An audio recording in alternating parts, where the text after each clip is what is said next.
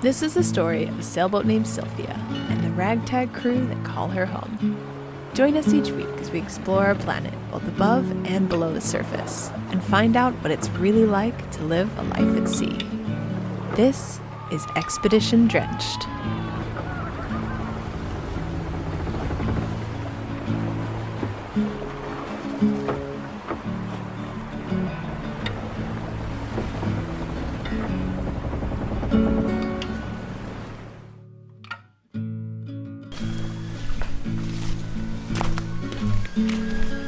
Good morning. Good morning.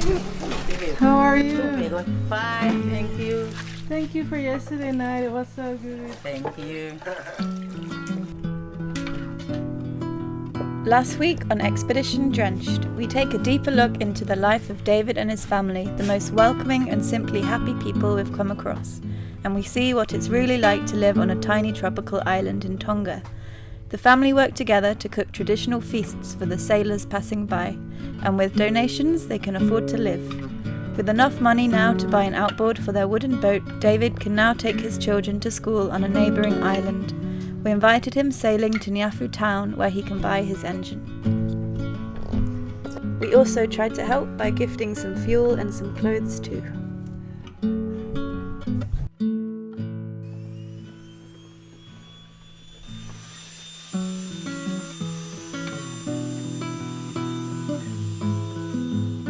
We're gonna learn from the expert how to crack open a coconut. David, how many coconuts you crack in your life? Where's your winch at? Maybe more than a million. More than a million. Yeah.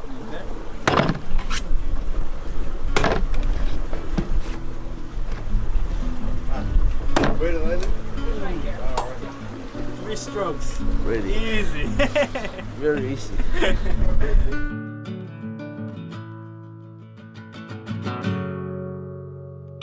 What's your number 1 tip for life? The best one for me, Yeah. keep my family happy. And looking forward for the children to have a better future. Family is important. Very important for me. What a legend. Yeah, I'm sad to leave them. They were so good to us. And yeah, they really...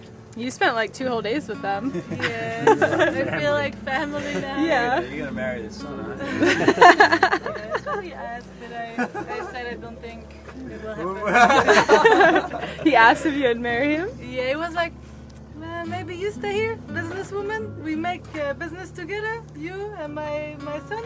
I was like, maybe in another lifetime. Yeah. I don't think so. Will's like, not today. No, but they've been really nice to us. They're really good people. Yeah. If you ever see this, David, you're the man, and you and your family, we love you. He was already very happy that we filmed this, and he was like, share it to the world and let people know that we exist and that everyone is able to have such a beautiful experience. The sun is back, and it's time for scuba. Bada bang, boom! We got the dive seed locked and loaded, ready to roll. And we're gonna go meet up with our friends from Gone with the Winds, Nikki and Jason.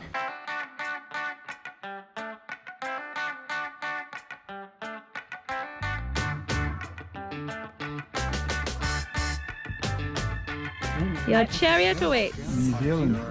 I feel like we're just gonna become part of the crew at some point. Yeah. We're just gonna start taking up a bunks on Sylvia. This is kind of cool. You never see this. Look at this reef, which is actually the wreck. Look at that. Oh yeah. That's a boat. Like, we went over the top, we're like, look at that weird reef, and then we found out that that's where the wreck is. Well, quick story. We read like the little thing, like the guy that wrote the dive briefing on how to do this, and he got bent on this dive. So it's really important that we come up on the line. What does that mean to people that know what getting bent? Decompression illness. So anyway, it happened on a Sunday. I'm on a Sunday, and as you know, nothing happens in Tonga on a Sunday. They were trying to get this plane that has a decompression chamber on it to come in from Australia, and they couldn't get permission from the Tongan government because nobody would answer their phone. So he had to wait all the way till Monday, kicking and screaming, before he was able to get flown over to New Zealand. Later on that day, me, Will, Chloe and Brett also dive the wreck. The guys prepared all our gear because we were still working, so we just finished editing and everything was set up, which is pretty cool.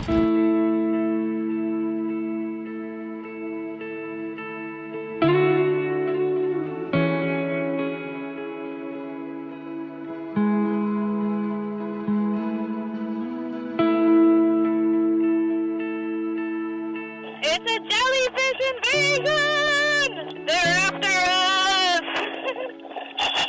Alright, enough jellies, let's get down to the wreck.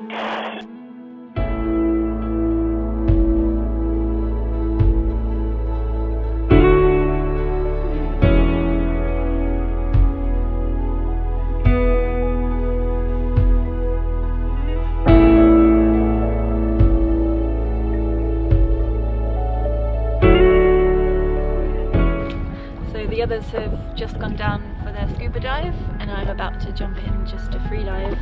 I haven't free dived in a while because I've been on land. I've started again since coming to Tonga and in New Zealand a little bit too, so the top of this wreck is 22 meters steep, so let's hope I can make it down to the wreck and explore it with the other guys. Yeah.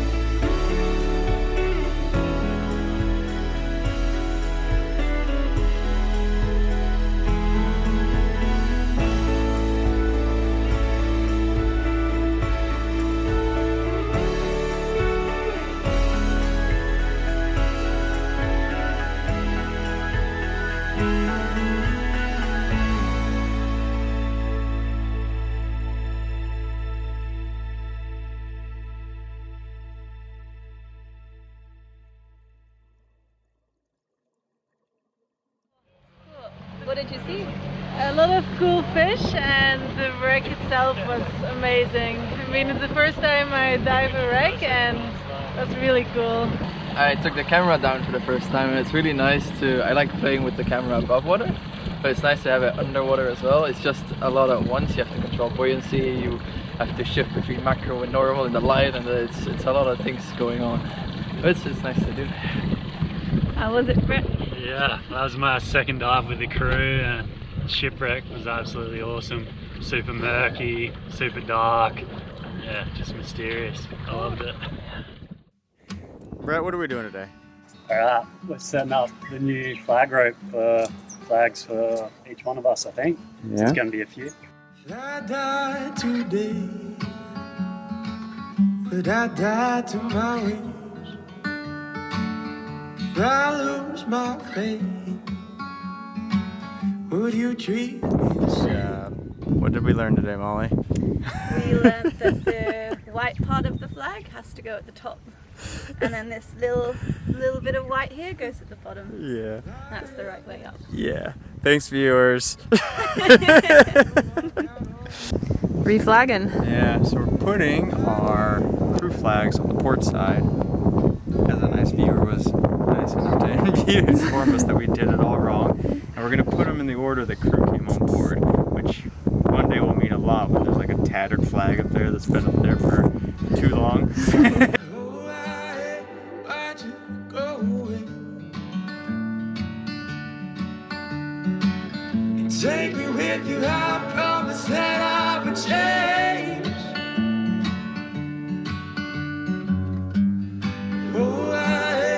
Why'd you go away? Being new crew, sort of coming in, finding my place, finding where I fit.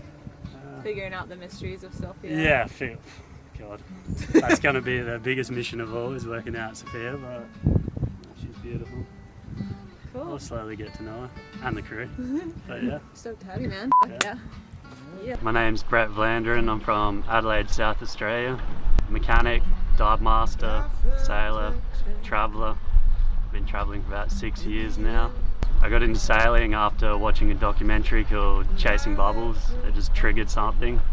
I tried to ignore it because I'd gotten seasick before and I thought maybe sailing's not for me. I didn't know anyone that sailed, didn't know anything about sailing, so I put it off for like a year, and then it kept bothering me, put off for another year, and I couldn't get it out of my head. It was all I thought about. So a little sailboat popped up for sale back home, a little 20-footer trailer sailor, and I just bought it straight away, not having any idea what I was doing. And me and my brother set off, started sailing, learned the hard way, made a lot of mistakes, and from there I went to crew in Fiji, sailing around on a bit of a gypsy boat. There was 6 of us on a 35-foot monohull. Had the time of my life, and it was probably at the start of that I started talking to Sylvia, and we kept in contact over the few months, but I was either out of service or they were out of service, and eventually it lined up. So I'm hoping I can help keep Sylvia running. I'm a mechanic by trade, but I grew up on a farm and from a kid started tinkering with motors. Pretty much anything mechanical I've messed around with, played with, and I just kind of evolved, and Sylvia seemed like the perfect opportunity to test my skills. She's a big old steel catch with a big old motor, so I'm hoping to learn and keep her running.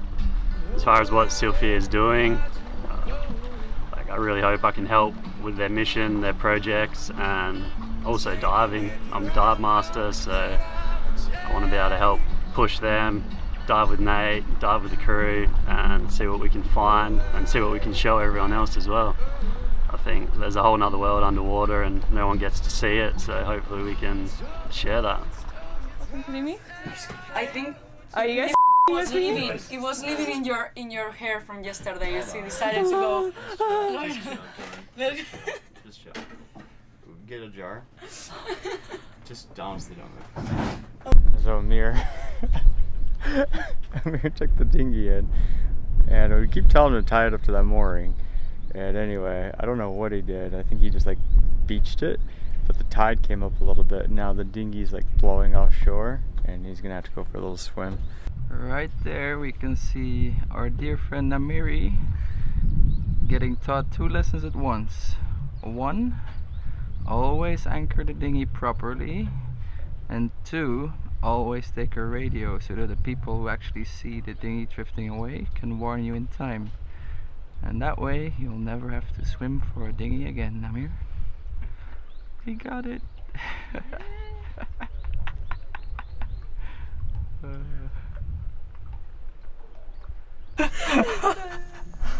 Or eventually there it is. Quick, Come on, baby. oh, I'm throwing it in. Get the light on it, get the light on it. Oh, that's a tuna. What?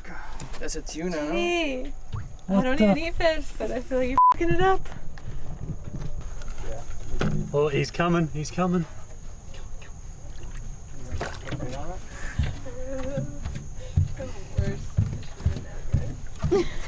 I can see him right there.